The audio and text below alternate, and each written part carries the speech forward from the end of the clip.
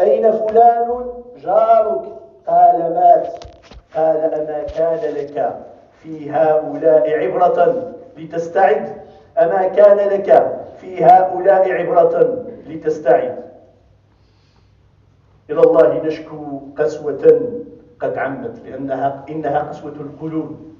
القلب عندما يقسو يعني لا يتعظ لا بالموت ولا بالموعظة ولا بأي شيء، لأن قسوة القلب أخطر ما يمكن أن يصيب الإنسان في هذه الحياة، أن يقسو قلبه. والله سبحانه وتعالى، وهذا عقاب من الله سبحانه وتعالى، قال حكاية عن قوم أو عن بني إسرائيل: فبما نقضهم ميثاقهم لعناهم وجعلنا قلوبهم قاسية. يعني قسوة القلب، قال العلماء إنها عقاب من الله، استنادا إلى هذه الآية: فبما نقضهم ميثاقهم لعناهم وجعلنا قلوبهم قاسية. فالإنسان عندما يقسو قلبه لا يتعظ بأي شيء. فإلى الله نشكو قسوة قد عمت، وغفلة قد طمت، وأياما قد طويت أضعناها في المغريات وقتلناها بالشهوات. كم من قريب دفناه، وكم من حبيب ودعناه، ثم نفضنا التراب من أيدينا وعدنا إلى دنيانا لنغرق في الملذات والشهوات. عباد الله، ليلتان اثنتان يجعلهما كل مسلم في ذاكرته. الإنسان إذا تذكر هذا يعني يعينه ذلك أو يعينه هذا على أن يلتزم بالطاعات. ليلتان اثنتان يجعلهما كل مسلم في ذاكرته: ليلة في بيته مع أهله وأطفاله منعما سعيدا في عيش رغيد وفي صحة وعافية، ويضاحك أولاده ويضاحكونه. والليلة التي تليها بينما الإنسان يجر ثياب صحته منتفعا بنعمة العافية فرحا بقوته وشبابه، إذ هجم عليه المرض. وهذا نراه كثيرا، الكل منا شهد على هذا أو وقع له هذا. هجم عليه المرض وجاءه الضعف بعد القوة، وحل الهم من نفسه محل الفرح، فبدأ يفكر في عمر أفناه وشباب أضاعه، ويتذكر أموالا جمعها ودورا بناها، ويتألم لدنيا يفارقها. وقد استفحل الداء وفشل الدواء وحار الطبيب ويأس الحبيب، وجاءت سكرة الموت بالحق، ذلك ما كنت منه تحيد. ولا يزال يعالج سكرات الموت ويشتد به الألم، حتى إذا جاء الأجل ونزل القضاء فاضت روحه إلى السماء، فأصبح جثة هامدة. والغريب في الأمر أن أقرب الناس إليك وأن أحب الناس إليك يسارعون إلى التخلص من هذه الجثة. أليس هو أبوك؟ أليس هو أخوك؟ أليس هو ابنك؟ ومع ذلك تجد أقرب الناس وأحب الناس إليك يتصارع من أجل أن يتخلص من هذه الجثة. هذه هي الحياة، وهذه هي حقيقة هذه الحياة. تزود من الدنيا فإنك لا تدري إذا جن ليل هل تعيش إلى الفجر. فكم من صحيح مات من غير علة، وكم من سقيم عاش حينا من الدهر. أيها المسلمون، وصية نبينا محمد صلى الله عليه وسلم: أكثروا من ذكر هادم اللذات. هذه وصية النبي صلى الله عليه وسلم: أكثروا من ذكر هادم اللذات. وما هو ذاك هادم اللذات؟ هو الموت. فما ذكره أحد في ضيق من العيش إلا وسعه، ولا سعة إلا ضيقها. كلام مختصر وجيز قد جمع التذكرة وأبلغ في الموعظة. وقد قيل: من أكثر ذكر الموت أكرم بثلاث. يعني اللي يذكر الموت، إن على الأقل مش يعني أن الإنسان يعيش حزينا طوال حياته يتفكر في الموت، ولكن على الأقل أن يستحضرها ولو مرة في اليوم، أن يستحضر هذا الأمر ولو مرة في اليوم. قيل يعني من من أكثر من ذكر الموت أكرم بثلاث. ما هي؟ تعجيل التوبة. الذي يذكر الموت يكرم بهذا، تعجيل التوبة. ثانيا اطمئنان القلب ونشاط العبادة، اطمئنان القلب ونشاط في العبادة. ومن نسي الموت يعاقب بثلاث، يعني ثلاثة بثلاثة. من أكثر من ذكر الموت تعجيل التوبة، اطمئنان القلب، نشاط في العبادة. ومن نسي الموت عوقب بثلاث: تسويف التوبة، ضيق في القلب، ضيق في القلب وعدم الرضا وقسوة. هذه هي القسوة التي كنا نتحدث عنها. يصاب بمرض القسوة. والتكاسل في العبادة، هذه العبادة أخرى كيصلي ولا كيدير شي عبادة هو ما كيحسش بها، ما كيحسش، يعني لا يناجي ربه في العبادة، لا يلتقي بالله سبحانه وتعالى في عبادته. حتى وإن كان يصلي، حتى يصلي مع الإمام ما كيعرفش شنو كيقول الإمام، حتى كيلقى الإمام قال السلام عليكم السلام عليكم باش صلى الإمام ما عرفش. هذا هو التكاسل، التكاسل في العبادة. يعاقب بهذه الأمور، لأن الله سبحانه وتعالى أعرضت عليه الله أعرض عنه. من أعرض عن الله أعرض الله عنه. عباد الله، اعلموا أن تذكر الموت لا يعني كثرة الحزن كما قلت وطول النحيب مع الإقامة على التفريط. إن تذكرنا للموت يجب أن يقترن بخوفنا من سوء الخاتمة. والأعمال كما تعلمون إخواني الكرام بالخواتيم، كما في حديث ابن مسعود المتفق عليه. يقول الصادق المصدوق صلى الله عليه وسلم: فوالله الذي لا إله غيره إن أحدكم ليعمل بعمل أهل الجنة حتى ما يكون بينه وبينها إلا ذراع، فيسبق عليه الكتاب فيعمل بعمل أهل النار فيدخلها. وإن أحدكم ليعمل بعمل أهل النار حتى ما يكون بينه وبينها إلا ذراع، فيسبق عليه الكتاب فيعمل بعمل أهل الجنة فيدخلها. فيا ليت شعري كيف تكون خاتمتنا، وبما يختم الله أعمالنا وأعمارنا. صلى الله تعالى أن يحسن خاتمتنا بخير. لما حضرت أحد الصالحين الوفاة بكى، السلف الصالح هذا من الصالحين، بكى بكاء شديدا. قيل له: ما يبكيك؟ قال: والله ما أبكي لذنب أعلم أني أتيته، ولكن أخاف أني أتيت شيئا حسبته هينا وهو عند الله عظيم. هذا البكاء الشديد على ايش؟ واش هو يعمل شيء ذنب؟ لا، قال هم: لا أخاف لذنب أني أتيته، ولكن أخاف أني أتيت شيئا حسبته هينا وهو عند الله عظيم. أيها المسلمون، إن العمر قصير، والحياة مهما طالت فهي إلى زوال، وأن متاع الحياة الدنيا قليل، ولو دامت لغيرنا ما وصلت إلينا. لو دامت لغيرنا ما تلقاناش حنا في هذا الجبل. لو دامت لغيرنا ما وصلت إلينا. فكم ممن كانوا معنا يأكلون ويشربون ويتمتعون ويتلذذون رحلوا إلى دار البقاء، وحملوا معهم ما قدموا من الحسنات والسيئات، فهذا حال من رحل. فما بالنا لو نظرنا إلى حالنا نحن مع الدار الآخرة، لوجدنا أنفسنا في غفلة كبيرة. وهذه هي الحقيقة، كلنا في غفلة كبيرة وبعد عظيم عنها.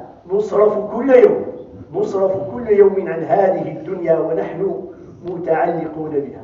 أما الآخرة وهي دار البقاء والخلود فنحن زاهدون فيها أشد الزهد.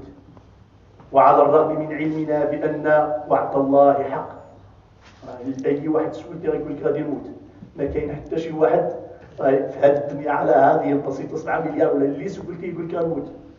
هذه يقينا أن وعد الله حق، وأن الموت حق، وأن الساعة حق، وأننا مبعوثون إلى ميقات يوم معلوم، وأننا موقوفون بين يدي علام الغيوب، وسيسألنا عن كل صغيرة وكبيرة وعن كل نقير وقتمير، إلا أننا لا نتزود كثيرا لدار المقام بجوار الله سبحانه وتعالى.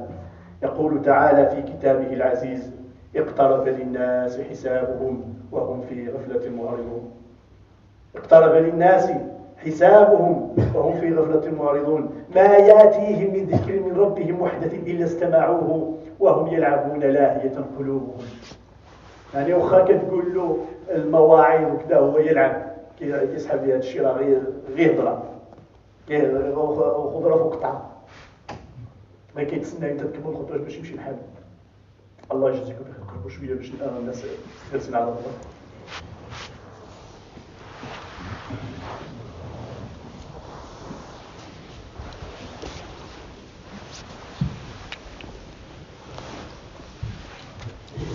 والمقصود من هذا الكلام ومن هذه الخطبة أن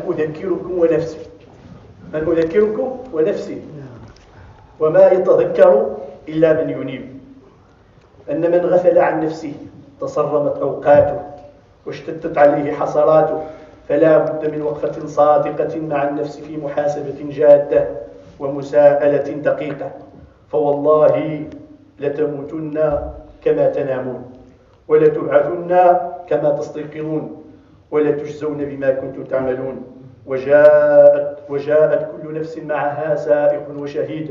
لقد كنت في غفلة من هذا فكشفنا عنك غطاءك فبصرك اليوم حديد. أفلا نعتبر بما طويت الأيام من صحائف الماضين، وقلبت الليالي من سجلات السابقين، وما أذهبت المنايا من أمناء المسلفين. كل نفس من أنفاس العمر معدودة، وإضاعة هذا ليس بعده خسارة في الوجود. يوم تجد كل نفس ما عملت من خير محضرا، وما عملت من سوء تود لو أن بينها وبينه أمدا بعيدا. فها هو الموت يتخطف الأرواح من أجسادنا في كل مكان. تلقى يعني الأنفس تلقى مصيرها نائمة كل يوم، نائمة مستيقظة لاهية عابدة، فإذا جاء أجلهم لا يستأخرون ساعة ولا يستقدمون. عباد الله، إن الغفلة داء عضال. الغفلة التي أصبنا بها داء عضال ومرض فتاك أهلك الماضين وأوقع الأحياء في بعد عن التزود ليوم الدين. صرف الكثيرين عن ربهم وأرضاهم الموت فكانوا من الخاسرين، سهوا عن طلب النجاة. فلا بد من محاسبة النفس فيما يعتريها من الغفلة لتوقظ مشاعر الإقبال على الله سبحانه وتعالى في القلب واللسان والجوارح جميعا. فمن لم يظفر بذلك فحياته كلها والله هموم في هموم، وأنكاد وهموم وآلام وحسرات.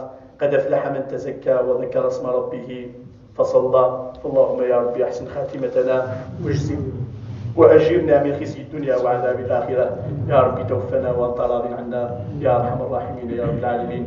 أقول ما تسمعون وأستغفر الله العظيم لي ولكم، استغفروه يغفر لكم إنه هو الغفور الرحيم، وادعوه يستجب لكم إنه هو البر الكريم.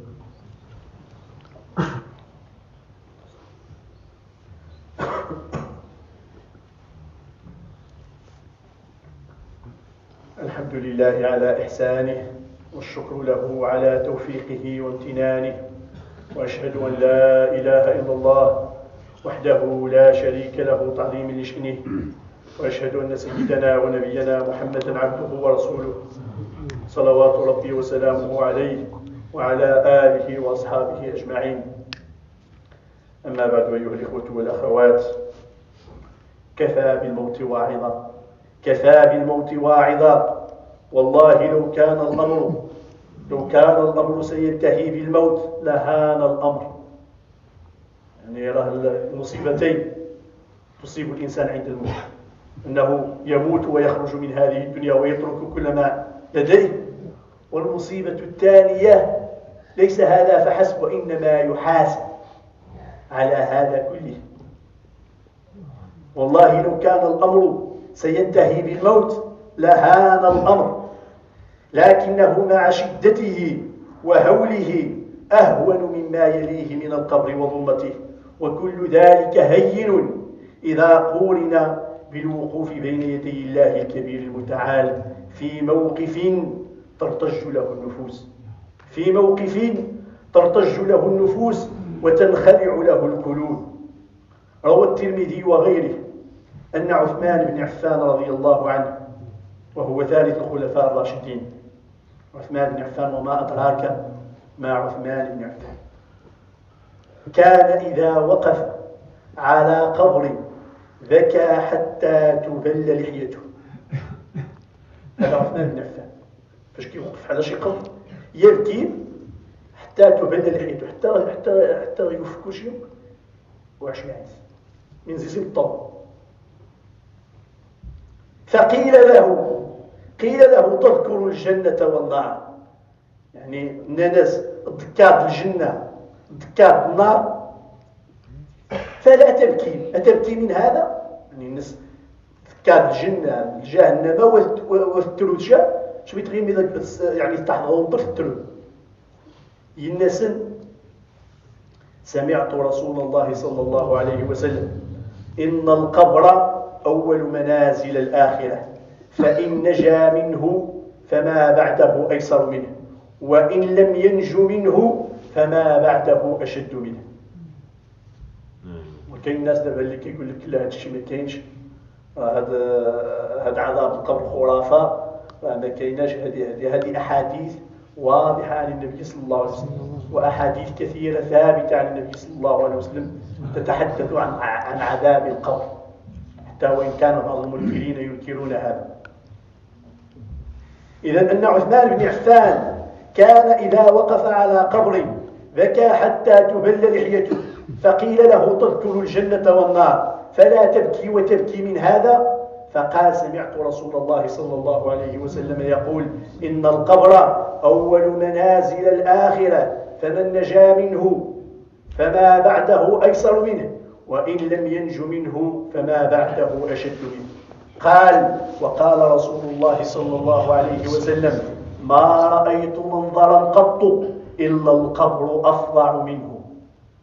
القبر أول منازل الآخرة، فإن كان من أهل الجنة عرض له مقعده من الجنة، وإن كان من أهل النار عرض عليه مقعده من النار. ويفسح للمؤمن في قبر هذه أحاديث، ويفسح للمؤمن في قبره 70 ذراعا ويملأ عليه نورا ونعيما إلى يوم يبعثون.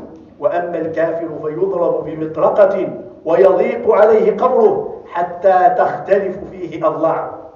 وهذا الشيء الناس واش كنتحدثوا على هذه الأمور حتى تختلف عليه أضلاعه وكذا. ويقول لك كاين الناس اللي تحرقوا فين هذه الأضلاع، يعني كيدخلوا في أمور غيبيات، ولا شي واحد مات في البحر كلا حوت ولا كذا يقول لك هذا الشيء اللي كتقولوا راه هذا علم الغيب، لا يعلمه الا الله سبحانه وتعالى. الرسول صلى الله عليه وسلم يريد ان يبين لنا وان يقرب لنا المعنى فقط. اما تدخل في امور الغيب وكيف وكذا فهذا لان من سمات المؤمنين الذين يؤمنون بالغيب. ألف لام ميم ذلك الكتاب لا ريب فيه وهدى للمتقين من هم الذين يؤمنون بالغيب. إذن لا بد أن نؤمن بهذه الأمور. أما أن يعني نستخدم عقولنا فهذا ممكن وهذا غير ممكن، هذا يعني تفكير غير مسلم، تفكير الغير مسلمين. وروى الطبراني عن أبي هريرة رضي الله عنه أن رسول الله صلى الله عليه وسلم مر بقبر فقال من صاحب هذا القبر؟ فقالوا فلان، فقال ركعتان أحب إلى هذا من بقية دنياكم. الرسول صلى الله عليه وسلم يحدى خيش بنظر الناس نوكرا ننضرة الناس نفران الناس تواريضا نضراني تبقى بينس يتمنى أدي عقب الدنيا دي ناين نار كاعي السيدة حسن زي الدنيا نغاهم كنو كلشي. وفي رواية ركعتان خفيفتان مما تحقرون وتنفلون يزيدها هذا في عمله أحب إليه من بقية دنياكم.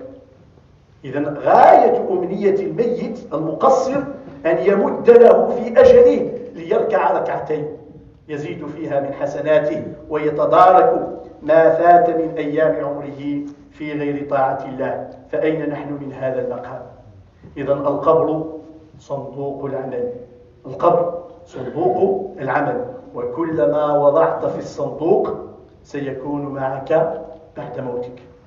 لذلك إذا زرت المقبرة فقف أمام قبر مفتوح وتأمل هذا الشبر الضيق، وتخيل أنك بداخله وقد أغلق عليك الباب وانهال عليك التراب وفارقك الأهل والأولاد وقد أحاطك القبر بظلمته ووحشته، فلا ترى إلا عملك، فلا ترى إلا عملك. فما تتمنى يا ترى في هذه اللحظة؟ ألا تتمنى الرجوع إلى الدنيا؟ وهذا حال الله سبحانه وتعالى قص علينا هذا: رب ارجعوني لعلي أعمل صالحا فيما تركت كلا إنها كلمة هو قائلها. أي إنسان يتمنى أن يرجع إلى الدنيا ليركع ولو ركعة، ليسبح ولو تسبيحا؟ ها أنت الآن يعني كنا غادي نديروا بحال اللي رجعنا، حالي احنا كنا ميتين ورجعنا، احنا الآن على ظهر الأرض، فنعمل صالحا قبل أن تعض قبل أن نعض جميعا على أصابع الندم. واعلم أن ملايين الموتى يتمنون مثل الدقيقة التي تمر من حياتك ليستثمروها في طاعة الله وذكره والتوبة إليه، فلا تضيع دقائق عمرك لئلا تتحسر في آخرتك أن تقول نفس يا حسرة على ما فرطت في جنب الله وإن كنت لمن الساخرين، أو تقول لو أن الله هداني لكنت من المتقين، أو تقول حين ترى العذاب لو أن لي كرة فأكون من المحسنين.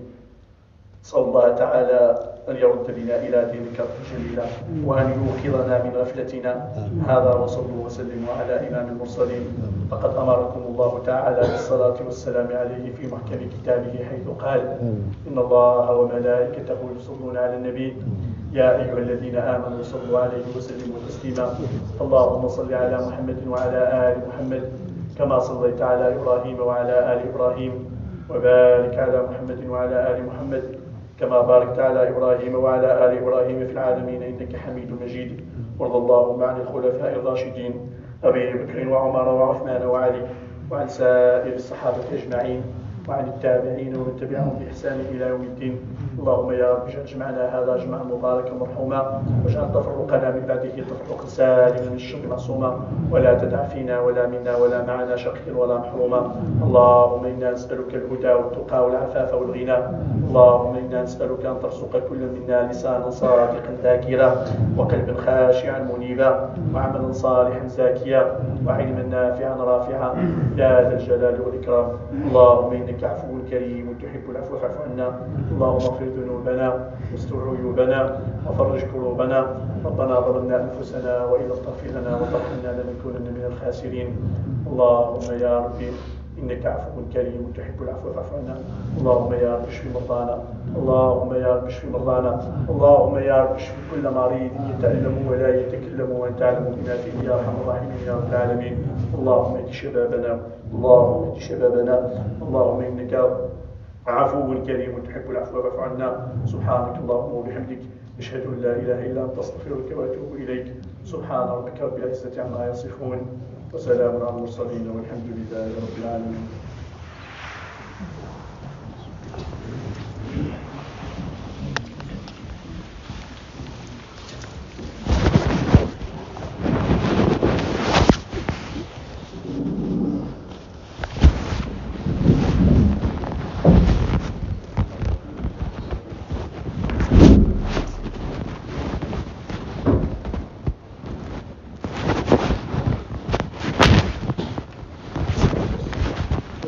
الله أكبر أشهد أن لا إله إلا الله أشهد أن محمدا رسول الله. حي على الصلاة حي على الفلاح قد قامت الصلاة قد قامت الصلاة. الله أكبر الله أكبر لا إله إلا الله.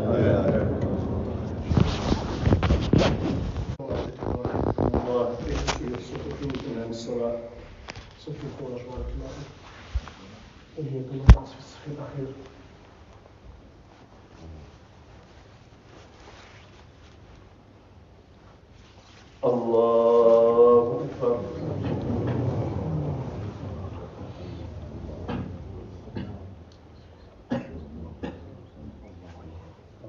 الحمد لله رب العالمين الرحمن الرحيم مالك يوم الدين إياك نعبد وإياك نستعين اهدنا الصراط المستقيم صراط الذين أنعمت عليهم غير المغضوب عليهم ولا الضالين.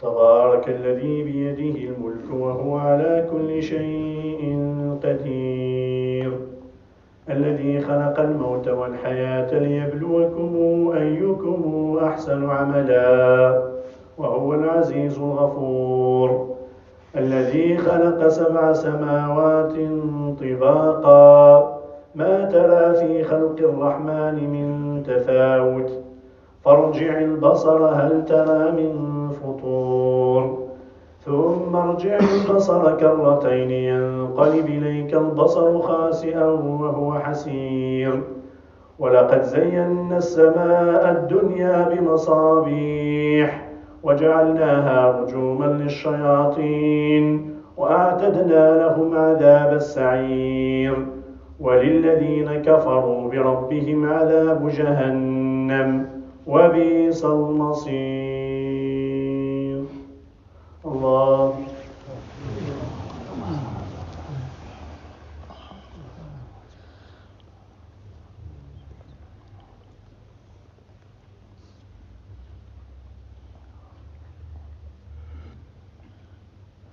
سمع الله لمن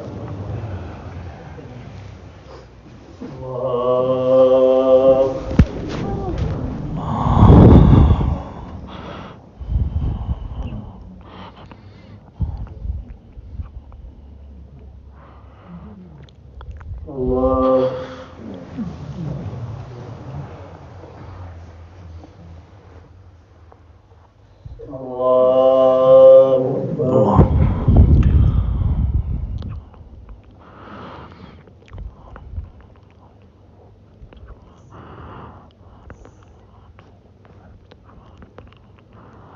الله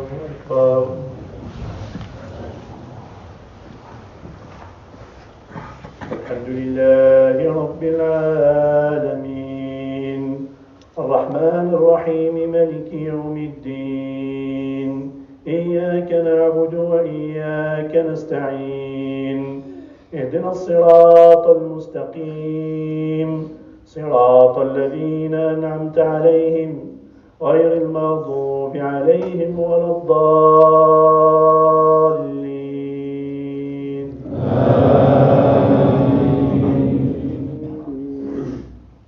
إذا ألقوا فيها سمعوا لها شهيقا وهي تفور تكاد تميز من الغيظ كلما ألقي فيها فوج سألهم خزنتها ألم ياتكم نذير قالوا بلى قد جاءنا نذير فكذبنا قد جاءنا نذير فكذبنا وقلنا ما نزل الله من شيء إن أنتم إلا في ضلال كبير وقالوا لو كنا نسمع أو نعقل ما كنا في أصحاب السعير فاعترفوا بذنبهم فسحقا لأصحاب السعير.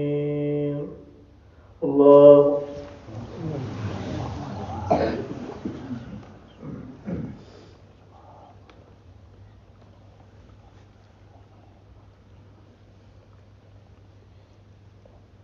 سمع الله حمده. الله أكبر.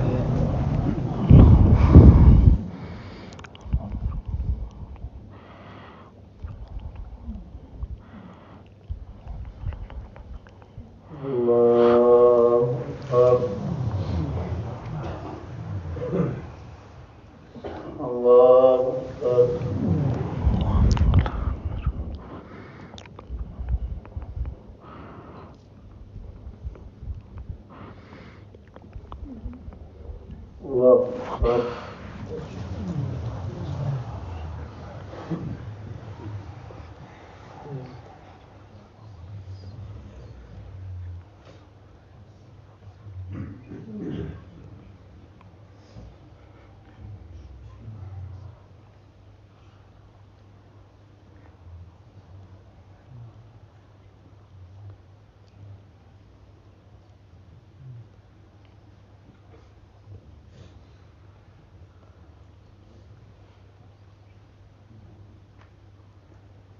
السلام عليكم ورحمة الله. السلام عليكم ورحمة الله.